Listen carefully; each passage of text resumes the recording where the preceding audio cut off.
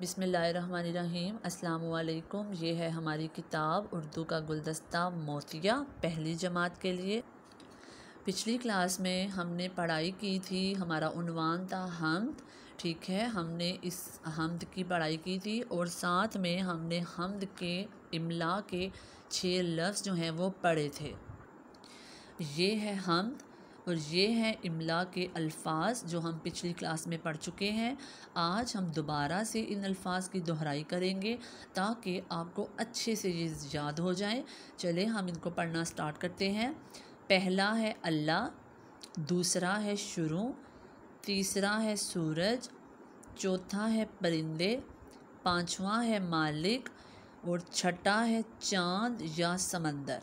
ठीक है, चाँद या समंदर। अल्लाह, शुरू, सूरज, परिंदे, मालिक, चाँद या समंदर।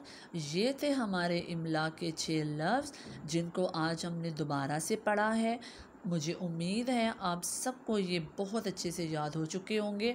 आज का आपका काम ये है कि आपने इन अल्फाज को अपनी कॉपी में मश्क के तौर पर करना है। ठीक है, अपना बहुत ख्याल रखिएगा। अल्लाह हाफ़िज़।